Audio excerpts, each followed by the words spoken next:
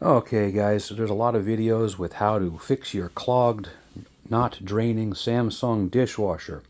They all involve removing the bottom plate here, either removing the pump behind it, and some foolishly say to move the water sensor, which I think is a huge mistake.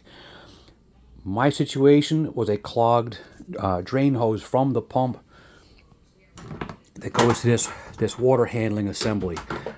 There's a loop in the drain here, which I think is just a vacuum brake, so it doesn't anti-siphon. But the pipe from the pump to this unit has a backflow valve in it. You hear this little rattle in here. I think you can hear it. It's a one-way valve. On my unit, the first time through, that valve had a clog in it. A little piece of plastic slipped past the strainer, blocked the check valve. After I removed that, reinstalled the hose, I saw a similar problem a day later. I got in here with the camera, with the bore scope, and the flapper valve that's in there, I guess, had deteriorated. Maybe some chemicals affected it, and it wasn't closing properly. It was wrinkled up and blocking the hose. I got a new replacement hose. We're getting to how to replace this now. First is going to be the two screws here and here on this side cover. The one screw on the bottom cover. This plate will come off. Unplug the water sensor. Put that aside. Put that aside. I'm going to put the camera on pause for a moment. Okay, so remove the single screw in this bottom pan.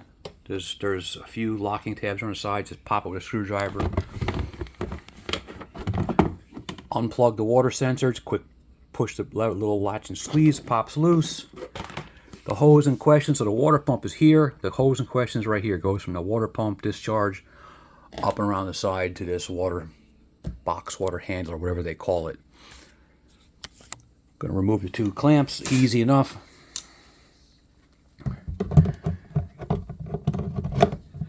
I'm actually just using a large pair of end cutters. Fits these hose clamps perfectly. On the top here. Yeah, I tried to do this one-handed.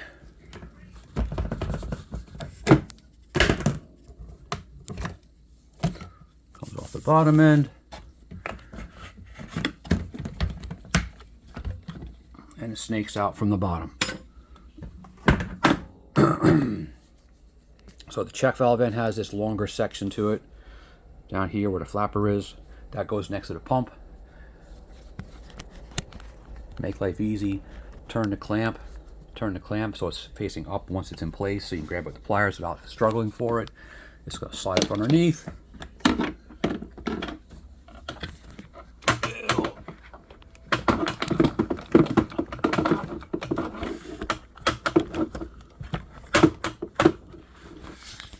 It'll wiggle on here. Make sure you're completely onto the fitting. A little tough to do this one-handed and keep it on camera. That one's in place. Pop. Oh, look at that. I just realized that this new hose is significantly longer than my hose. This might be a problem for me.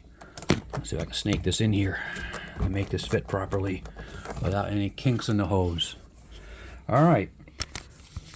So that's an interesting development.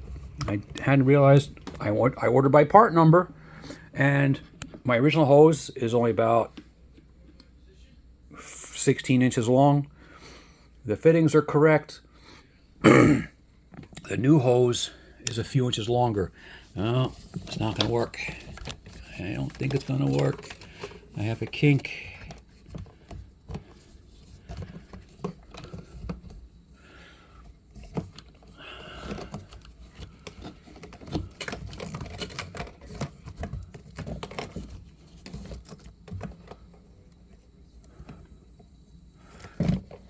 I don't like this. This new hose is significantly longer.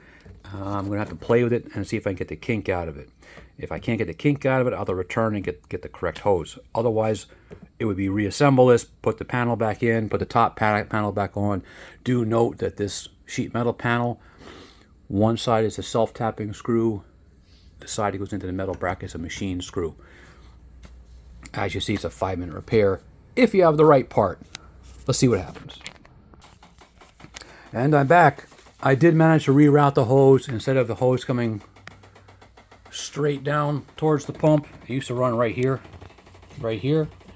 I just turned the angle of the hose this way a little bit, route around this way and up. A little bit of rotation. Make sure there's no kink in here. Make sure there's no kink at the top in this elbow. Make sure the fittings go all the way to the end. Make sure the fitting goes all the way to the end. Pop the clamps back in place.